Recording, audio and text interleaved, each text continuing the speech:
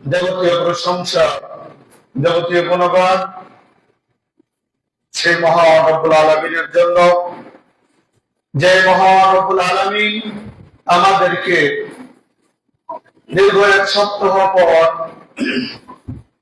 সালাতুল জুমা আদায় করার জন্য জুমার মসজিদে সুস্থভাবে আসার তৌফিক দান করেছেন। যে আল্লাহ সুবহানাহু ওয়া তাআলা আপনাকে আমাকে ওই হসপিটালের বেডে শুয়ে না রেখে তার ফরজকৃত বিধান পালন করার জন্য মসজিদে আসার সুযোগ করে দিয়েছেন, সেই মহান সত্তার শুকরিয়া জ্ঞাপন করি। সকলে বলি আলহামদুলিল্লাহ। দরুদ ও সালাম বর্ষিত হোক মজলুম মানবতার মুক্তির দিশারি বাংলার নয়ের বাণী জনাব মুহাম্মদ রাসূলুল্লাহ সাল্লাল্লাহু আলাইহি ওয়াসাল্লামের উপর লাখ কোটি দরুদ ও সালাম বর্ষিত হোক। আমরা সকলে বলি আল্লাহুম্মা সাল্লি আলাইহি আল্লাহুম্মা বারিক আলাইহি। তাদের রূহের মাগফিরাত কামনা করি, যারা এই জগৎ ত্যাগ করে পরজগতে চলে গিয়েছেন তথা আল্লাহ সুবহানাহু ওয়া তাআলার ডাকে সাড়া দিয়ে আল্লাহর দরবারে আল্লাহর কাছে চলে গিয়েছেন। আল্লাহ সুবহানাহু ওয়া তাআলা সারা বিশ্বের নর নারী মুসলিমদেরকে আল্লাহ তাআলা যেন জান্নাত নসিব করেন। সকলে বলে আল্লাহুম্মা আমিন। সম্মানিত আজকের জুমার মসজিদের মুসাল্লিয়ান ইকরাম মহাগ্রন্থ আল কোরআন থেকে একটি আয়াত তেলাওয়াত করেছি। আজকে জুমার আলোচনার বিষয়বস্তু হচ্ছে প্রত্যেক উম্মার গাফলতির কারণ ও পরিণতি ও প্রতিকার বিষয়, তিনটা বিষয় নিয়ে। প্রত্যেকটা উম্মা আজকে গাফলতি বলতে অধঃপতন।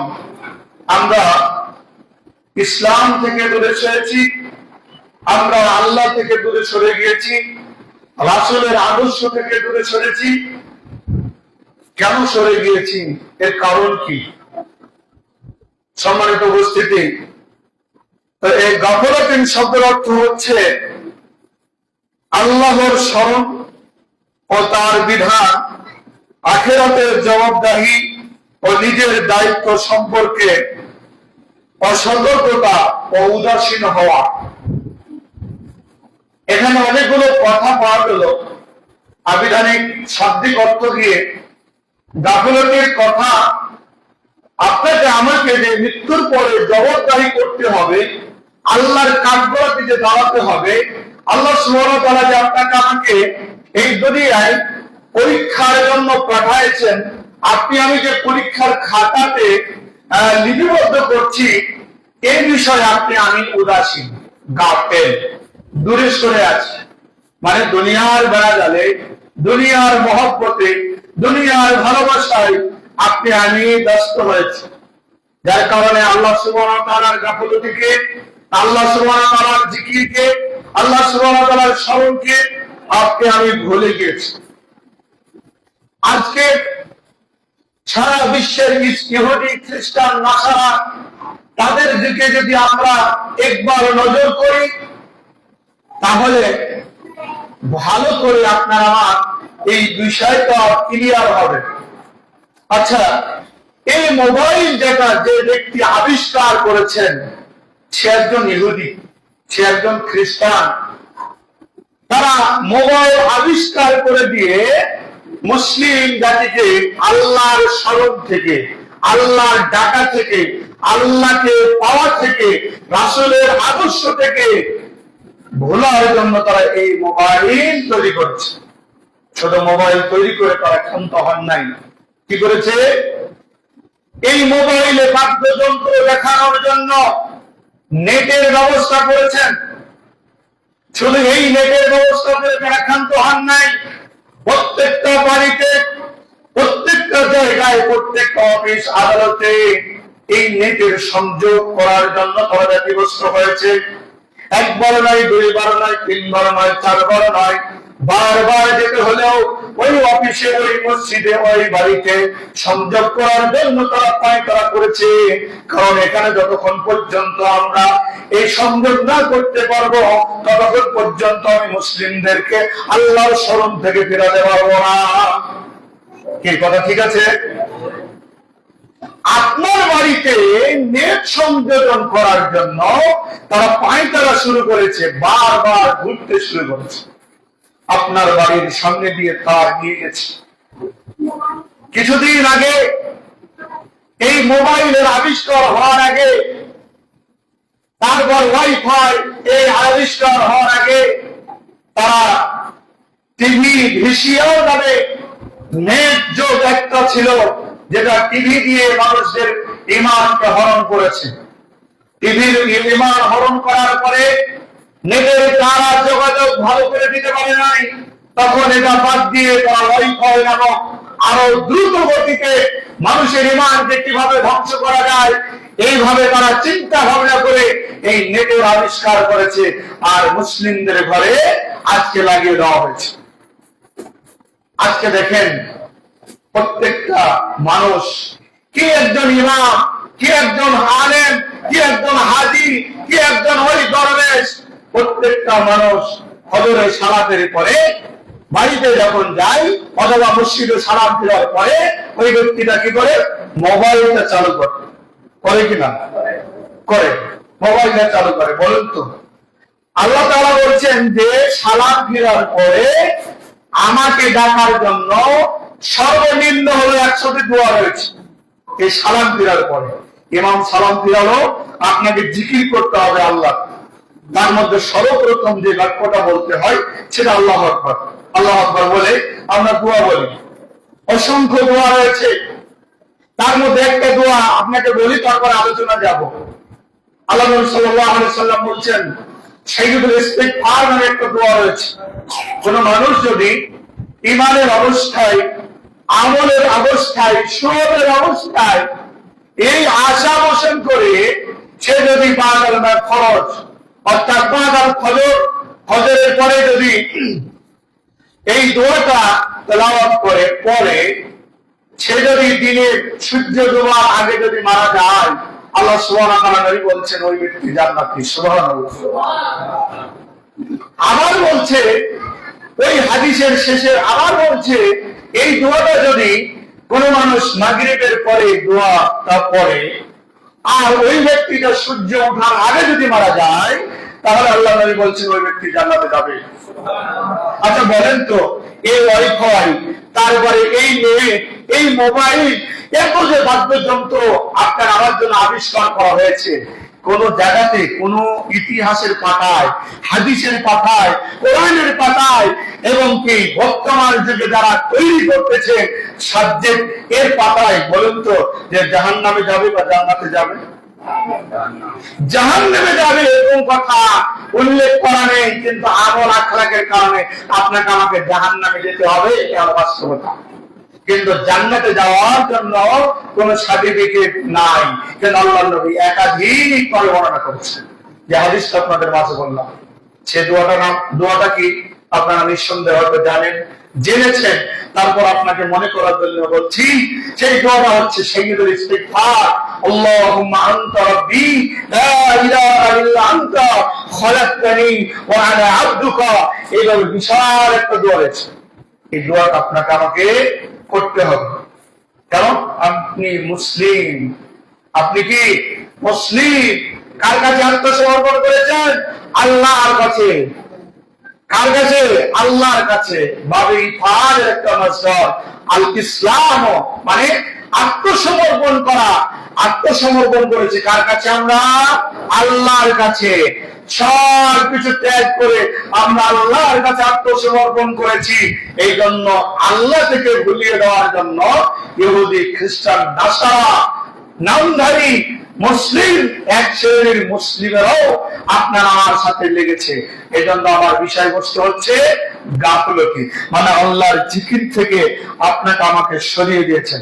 এই জন্য আমি আবিধানিক অর্থে বলেছিলাম যে আখিরাতে যে আপনাকে আমাকে জবাবদাহি করতে হবে, মৃত্যুর পরে যে আপনাকে আমাকে জবাবদাহি করতে হবে, সেই দিন আপনাকে কোন নেট বাহিনী, সেই দিন আপনাকে কোন মোবাইল বাহিনী, সেই দিন আপনাকে আপনার বাবা, সেই দিন আপনাকে আপনার সন্তান, সেই দিন আপনার আমার মা, সেই দিন আপনার ভালোবাসার মানুষ কেউ কাছে থাকবে না।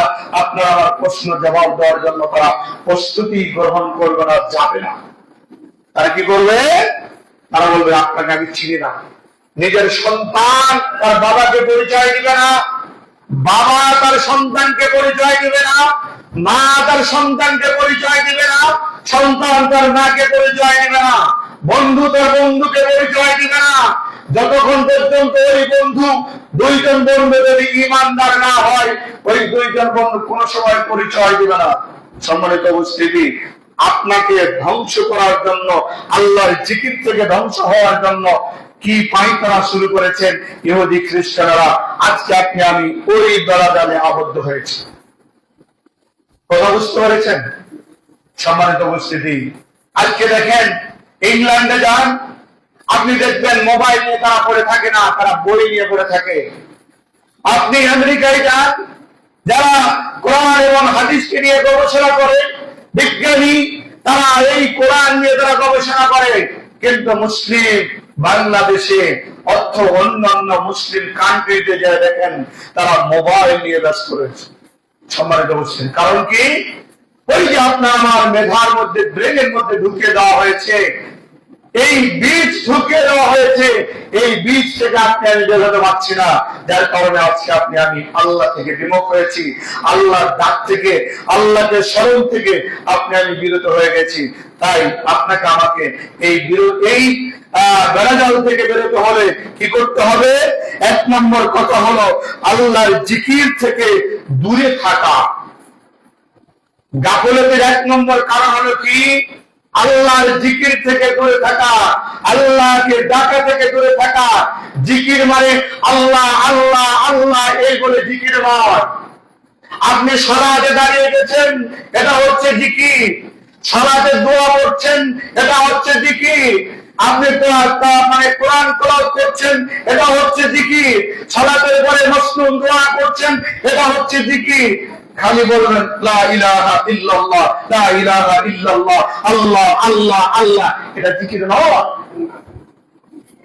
জিকির হলো সালাতে দাঁড়িয়ে যে আল্লাহর কাছে ডাকেন, দোয়া করেন। সালাত, আল্লাহকে আহ্বান করার এক নম্বর মাধ্যম হচ্ছে সালাত। দেখেন, আজকে যদি আমি প্রশ্ন করি, যেখানে যারা উপস্থিত হয়েছেন সবাই ফজরের নামাজ পড়েছেন? অনেকেই বলবেন ভাই আমি পড়তে পারিনি। কেন পড়তে পারেনি? ঘুম থেকে জাগনা পাইনি। অর্থাৎ অনেকে আছে শুকুর আলী, শুকুর আলী বুঝেন, শুধু শুক্রবারে নামাজ পড়ে। অনেকে রমজান আলী আছে, শুধু রমজান মাসে রোজা করে এবং রমজান মাসে সালাত আদায় করে। এই শ্রেণীর মানুষ অসংখ্য রয়েছে। আলেম ওলামাকে ভুল ধারণার জন্য। আলেম ওলামা যদি ভুল বক্তব্য দেয় সুদের ব্যাপারে, তাহলে বলে আপনি আর কোন বক্তব্য পান নাই যে সুদের ব্যাপারে আলোচনা করতে হবে, ঘুষের ব্যাপারে আলোচনা করতে হবে, জেনার ব্যাপারে আলোচনা করতে হবে। অসংখ্য মানুষ জেনার ব্যবসা করে, হটালের ব্যবসা করে, বলে নাই করে। আলেম ওলামাকে ভুল ধরে কারা? এই যারা শুকুর আলী এবং যারা রমজান আলী।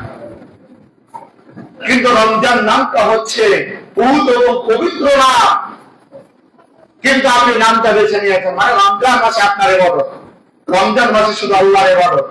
রমজান মাসে ইবাদত করলে আপনাকে ছেড়ে দিবে? এখানে একটা কথা যোগ করি। আচ্ছা বলুন তো, যখন আদম আলাইহিস সালামকে আল্লাহ তাআলা সৃষ্টি করলেন, তখন ফেরেশতা ইবলিস, তিনি কিন্তু একজন ভালো মানের ফেরেশতা ছিলেন। হ্যাঁ, তখন আল্লাহ তাআলা যখন আদমকে সৃষ্টি করলেন, তখন সকল ফেরেশতাকে নিয়ে বৈঠক করেছিলেন। করার পরে আল্লাহ তাআলা বলেছিলেন যে আমি একটা মানব দুনিয়াতে সৃষ্টি করতে চাই। ফেরেশতা মণ্ডলী বলেছিলেন যে আল্লাহ, আমরাই আপনার দাসত্ব করব, আমরাই আপনার গোলামি করব, আমরাই সব কিছু করব। অতএব আপনি এই জাতি সৃষ্টি করিয়েন না।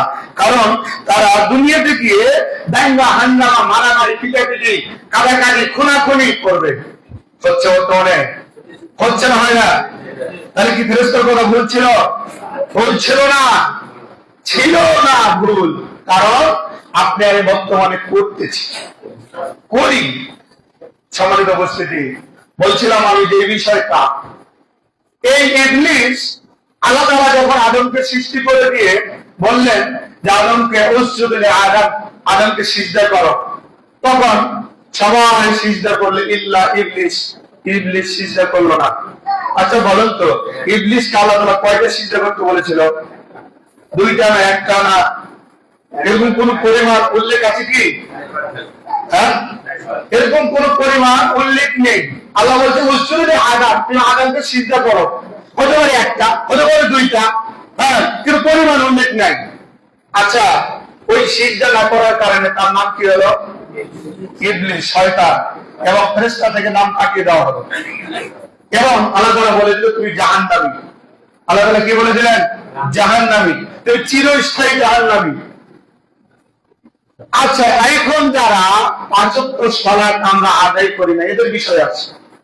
যারা পাঁচ ওয়াক্ত সালাত আদায় করি না, ফরজ সালাত কয় রাকাত? ফরজ সালাত কয় রাকাত?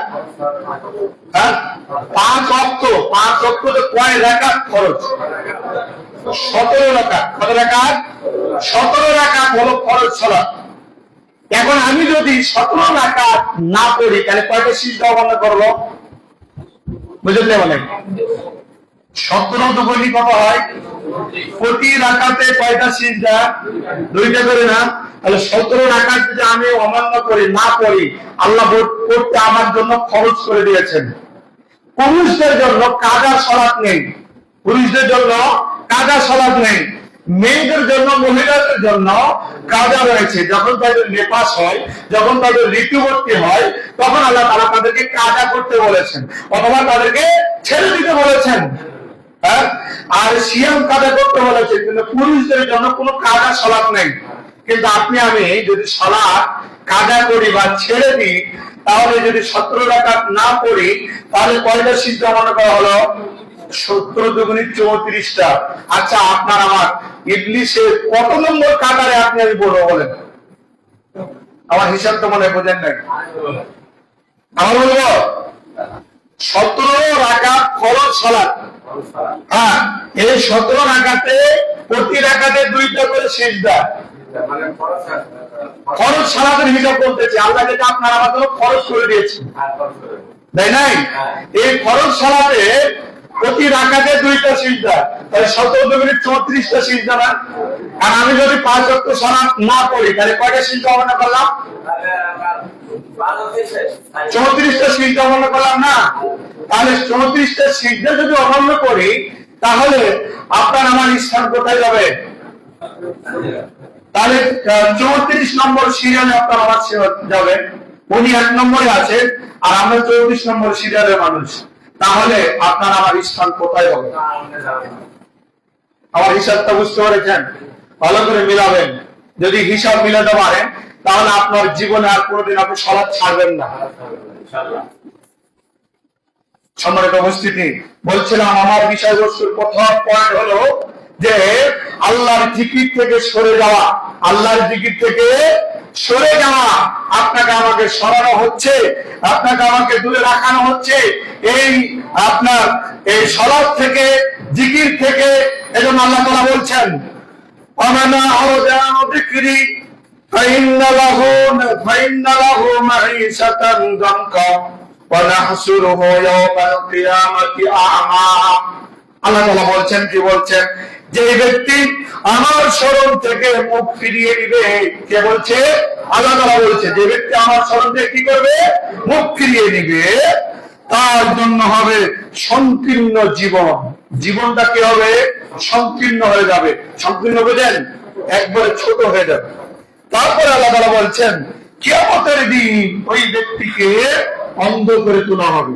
দুনিয়াতে চক্ষু রয়েছে, কান রয়েছে, সব কিছু রয়েছে, কিন্তু আল্লাহর জিকির থেকে সরে যাওয়ার কারণে, আল্লাহকে ডাকা থেকে সরে যাওয়ার কারণে, আল্লাহর স্তম্ভকে না মানার কারণে, রাসূলের আদর্শকে না মানার কারণে, রাসূলকে না ধরার কারণে আপনার আমার জীবনটা হবে সংকীর্ণ।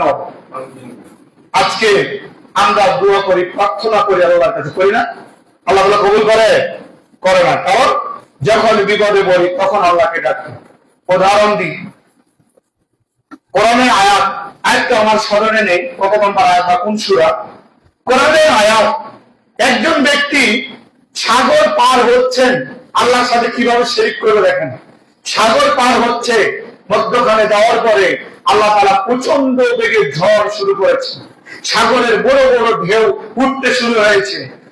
ওই সাগরের নৌকার উপরে যারা রয়েছে তারা সবাই আল্লাহ আল্লাহ বলে চিৎকার করছে, আল্লাহ বাঁচাও, আল্লাহ বাঁচাও, এই গজব থেকে আল্লাহ বাঁচাও।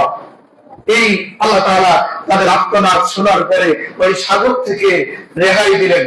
যখন সাগর থেকে নেমে গেলেন তখন ওই ব্যক্তি বলছেন, আজকের নৌকার মাঝি এত ভালো, এত বড় ঢেউ, এত ঝড় বৃষ্টি, তারপর নৌকাটা ডুবলো না। বুঝতে পেরেছেন? আপনি আমি বান্দা, আল্লাহর বান্দা। আল্লাহ আপনাকে আমাকে সৃষ্টি করেছে, আপনাকে আমাকে চক্ষু দিয়েছেন, সবকিছু দিয়েছে, খাওয়াই, পড়ায়, চলাফেরা করায়, সবকিছু করায়, কিন্তু আপনি আমি নাফরমানি কি করলাম? এইভাবে করলাম। অতএব আপনি আমি, আপনার আমার বিপদে পড়ার পরে আল্লাহ বলে ডাকি, জিকির করি, আর বাদ বাকি সময় ডাকি না। এজন্য আল্লাহ তাআলা বলছেন যে যারা আমার জিকির থেকে সরে যাবে, যারা আমার জিকির থেকে সরে যাবে তাদের জীবনটা সংকীর্ণ হয়ে যাবে। আর যারা জিকির আমার করবে না, ডাকবে না, তাদেরকে আমি কিয়ামতের ময়দানে অন্ধকারে অবস্থায় উঠানো হবে। সম্মানিত উপস্থিতি, তাহলে এক নম্বর পয়েন্ট হলো কি, যে আল্লাহর জিকির থেকে দূরে সরে যাওয়া। অতএব আপনাকে আমাকে আল্লাহর জিকির থেকে দূরে সরা যাবে না। যদি দূরে সরে যায় তাহলে আপনি আমি গাফেল হয়ে যাব, আর গাফেল হয়ে গেলে আপনাকে আমাকে জাহান্নামে যেতে হবে। এটাই হচ্ছে সত্য। দুই নম্বর কারণ হচ্ছে দুনিয়ার প্রতি অতিরিক্ত আসক্তি হওয়া। দুনিয়ার প্রতি অতিরিক্ত আসক্তি, আসক্তি বুঝেন মানে দুনিয়ার মহব্বতে, দুনিয়া নিয়ে ব্যস্ত হয়ে যাওয়া, দুনিয়া নিয়ে আত্মসম্পদ, টাকা পয়সা, ব্যাংক ব্যালেন্স নিয়ে আপনি আমি ব্যতিব্যস্ত হয়েছি, হয় নাই? অসংখ্য মানুষ আছে। আল্লাহ নবীর যুগের একজন সাহাবীর কথা বলতেছি। আল্লাহ নবী প্রতি 5 ওয়াক্ত সালাতে তিনি ওই সাহাবীকে দেখতেন। হঠাৎ করে 1 ওয়াক্ত সালাতে উনি তা দেখতে পাচ্ছেন না। দেখা গেল সে সালাতের পরে, জামাতের পরে উনি এসেছেন। আল্লাহ নবী বলছেন, হে আল্লাহর বান্দা, তুমি আজকে জামাত ছেড়ে দিলে কেন? উনি বলছেন, আল্লাহ নবী, আমার পোশাকটা যেটা পরে আছি এটা একটা পোশাক আমরা স্বামী স্ত্রী পরে থাকি। যখন আমি সালাতে আছি আমার স্ত্রী মাটির গুহর পরে থাকে, আর আমি যখন আমার স্ত্রী যখন সালাত পড়ে তখন আমার এই পোশাকটা মানে আমি মাটির গর্তের মধ্যে লুকিয়ে থাকি। তো আল্লাহ নবী এই কারণে আজকে আমার স্ত্রী আগে সালাত করতে গিয়ে যাওয়ার কারণে আমি কি করতে পারি নাই, জামাতে উপস্থিত হতে পারি নাই। আল্লাহ নবী বলছেন, হে আল্লাহ, তুমি তাকে একটু সম্পদ দাও। আল্লাহ তুমি তাকে সম্পদ দাও। আল্লাহ নবী দোয়া করলেন, আল্লাহ কবুল করে নিলেন, তাকে সম্পদ দিলেন। ধীরে ধীরে ধীরে ধীরে ধীরে এক পর্যায়ে অঢল সম্পদ দিলেন। এমন সম্পদ দিলেন যে সম্পদের কারণে ওই ব্যক্তি আল্লাহর ইবাদতকে ভুলে গেলেন, রাসূলের আদর্শকে ভুলে গেলেন, সব ভুলে গিয়ে ওই সম্পদের পরে পড়ে গেলেন, ওই সম্পদের মোহে পড়ে গেলেন। তাহলে অতিরিক্ত সম্পদ হলে আপনার আবার কি হবে? এই অবস্থা হবে। আল্লাহ তাআলা বলছেন সূরা তাগাবুনের মধ্যে বলছেন, ইয়া আইয়ুহাল্লাযীনা আমানু লা তুলহিকুম আমওয়ালুকুম ওয়ালা আওলাদুকুম আন যিকরিল্লাহ। আল্লাহ তাআলা কি বলছেন? ইয়া আইয়ুহাল্লাযীনা আমানু, হে বান্দাগণ, লা তুলহিকুম আমওয়ালুকুম ওয়ালা আওলাদুকুম আন যিকরিল্লাহ, তোমাদের সম্পদ, তোমাদের সন্তানাদি আল্লাহর জিকির থেকে কি করে দেন? আপনাকে আমাকে বিমুখ করে দেন। অনেক সন্তানের কারণে বাবা জামাত ধরতে পারে না, অনেক সম্পদের কারণে ওই লোকটি আপনার কি করতে পারে না, মসজিদে ঠিক মতন আদায় করতে পারে না। না পারার কারণ হলো কি? এই সম্পদের মোহে পড়ে যাওয়া। আমার দ্বিতীয় নম্বর পয়েন্ট হলো দুনিয়ার প্রতি আসক্তি হওয়া, দুনিয়ার লোভে ব্যস্ত হয়ে যাওয়া। আর দুনিয়ার লোভে আপনি আমি ব্যস্ত হয়ে যাওয়ার কারণে আপনার আমার আজকে এই পরিণতি হয়েছে। সম্মানিত উপস্থিতি, এর সঙ্গে আল্লাহ তাআলা কি বলছেন? ইউমালু আন্নামাল হায়াতাদ দুনিয়া লাহিবুন ওয়ালাহুম ওয়াজিনাতুন ওয়াতাফাক্কারু বাইনাকুম ওয়াতাকাসারু ফি আমওয়ালিন ওয়া আওলাদিন। আল্লাহ তাআলা এখানে বলছেন সূরা আল হাদীদ 24 নম্বর আয়াতে আল্লাহ তাআলা বলছেন, জেনে রাখো ইরনামু বাবে সামিয়া ইসমুর একটা মাসদার হচ্ছে আল ইলমু, মানে জানা। ইরনামু তোমরা জানো যে আন্নামাল হায়াতাদ দুনিয়া, নিশ্চয় এই দুনিয়াটা হচ্ছে লাইবুন, খেলা, খেল তামাশা। দুনিয়াটা হচ্ছে কি? খেল তামাশা। খেলে না? কতদিন আগে, কয়েকদিন আগে বিশ্বকাপ হলো না? 45 মিনিট করে কত 90 মিনিট খেলা হলো না? হলো কিনা? দীর্ঘ অনেকগুলো দেশ তারা এই খেলায় অংশগ্রহণ করেছেন। শেষ পরিণতি কার হলো? একজন দল ওই ট্রফি নিয়ে বাড়ি গেল কিনা? এই খেলা শেষ হয়ে গেছে। আপনার আমার দুনিয়া এই 60 বছর, 70 বছর, 100 বছর, 80 বছর, 50 বছর এই খেলার জন্য আল্লাহ তাআলা আপনাকে আমাকে পাঠাচ্ছেন। কোন খেলা? খেলা হচ্ছে আল্লাহর 5টা স্তম্ভকে খেলতে হবে, আল্লাহর 5টা স্তম্ভকে আঁকড়িয়ে ধরতে হবে, এটাকে খেলা বলা হচ্ছে। সম্মানিত উপস্থিতি, এই দুনিয়াটা হচ্ছে খেলা, পরীক্ষা। এই দুনিয়াটা হচ্ছে আপনার আমার জন্য জেলখানা। একজন আল্লাহ নবী বলছেন, আদ-দুনিয়া সিজনুল মুমিন ওয়া জান্নাতুল কাফির। দুনিয়া হচ্ছে মুমিনদের জন্য হলো জেলখানা, কয়েদিখানা, আর কাফেরদের হচ্ছে এই দুনিয়া হচ্ছে জান্নাত। সম্মানিত উপস্থিতি, আজকে দেখেন ইমাম তাইমি রাহিমাহুল্লাহ, আপনি দেখেন ইমাম বাযুর রাহিমাহুল্লাহ, আপনি দেখেন ইমাম বুখারী রাহিমাহুল্লাহ, আপনি দেখেন ইমাম মুসলিম রাহিমাহুল্লাহ, আপনি দেখেন যতগুলো ইমাম ছিল যারা ইসলামকে এই দুনিয়ার বুকে পরিচয় করার জন্য, ইসলামকে পরিচালনা করার জন্য এই দুনিয়ার প্রতি যারা ব্যস্ত হয়েছিলেন, তাদেরকে জেলখানায় বন্দী করে তাদেরকে হত্যা করা হয়েছে। অপরাধ কি? তারা আল্লাহর দিন আসক্তি হয়েছিল, নবীর প্রতি আসক্ত হয়েছিল, আল্লাহর বিধানের প্রতি আসক্ত হয়েছিল।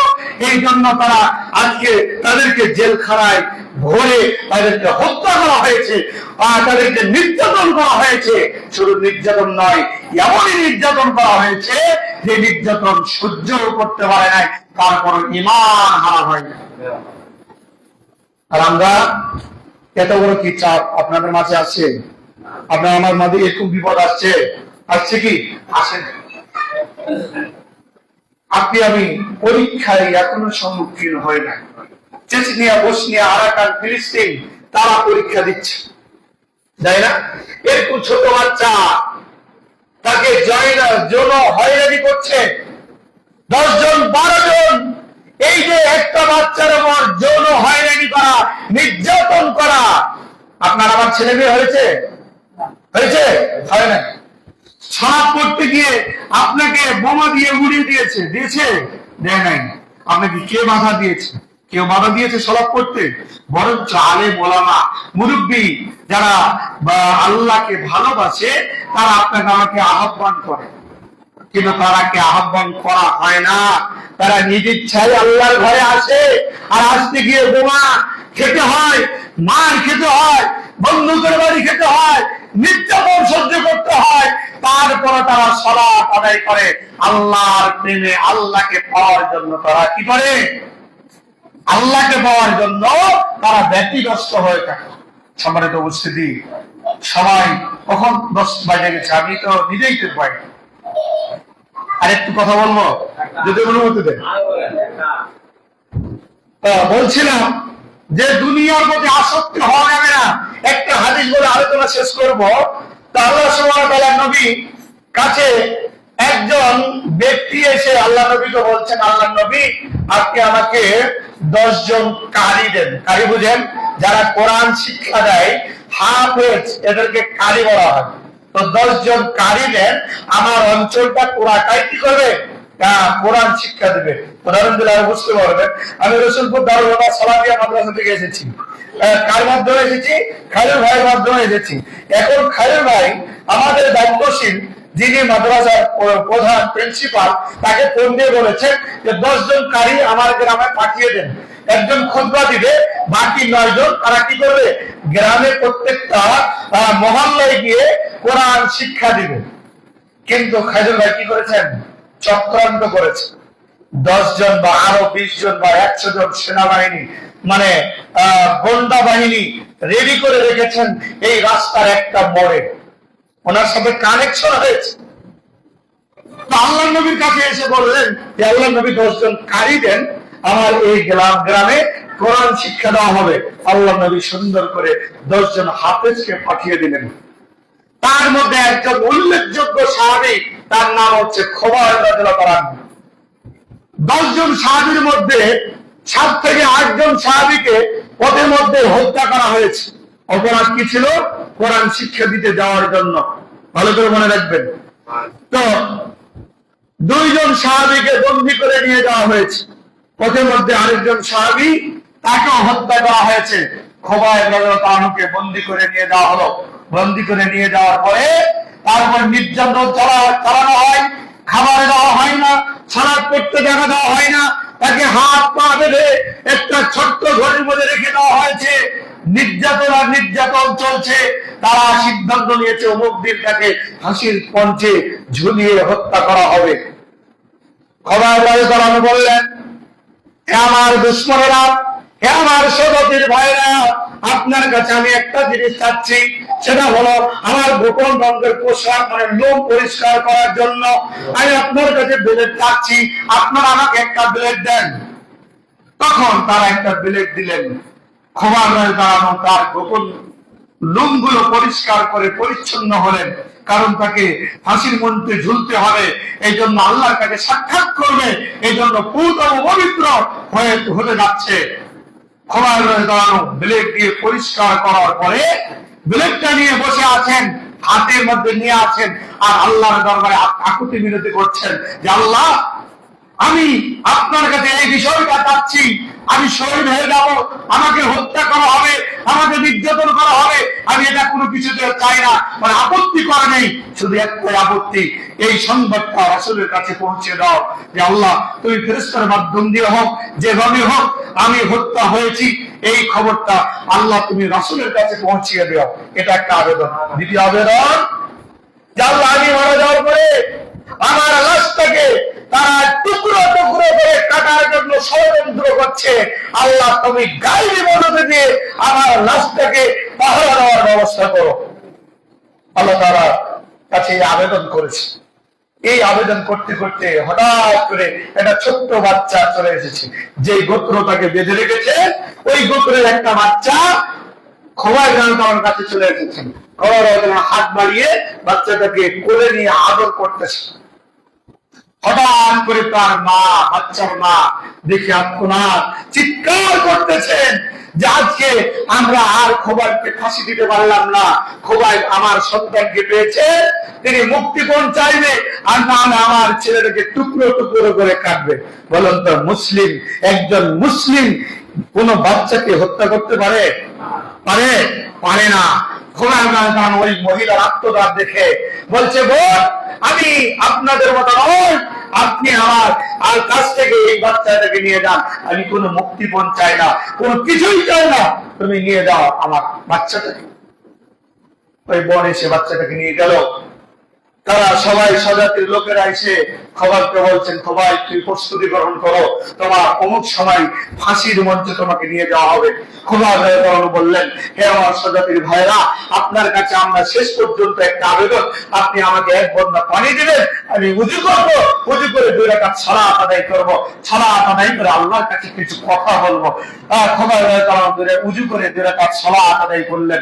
ধীরে স্থির ভাবে সালাত আদায় করে হাত দুখানা তুলে ওই যে পূর্বে আরজি করলাম 2টা আবেদন, এই আবেদন আল্লাহর কাছে করলেন। করার পরে তিনি ওই ঘর থেকে শিকল খুলে দেওয়া হলো। তিনি খোবাইব রাদিয়াল্লাহু তাআলা ধীরে ধীরে হেঁটে হেঁটে ওই ফাঁসির মঞ্চে চলে গেলেন। খোবাইব রাদিয়াল্লাহু তাআলাকে হত্যা করা হলো, ফাঁসি দেওয়া হলো।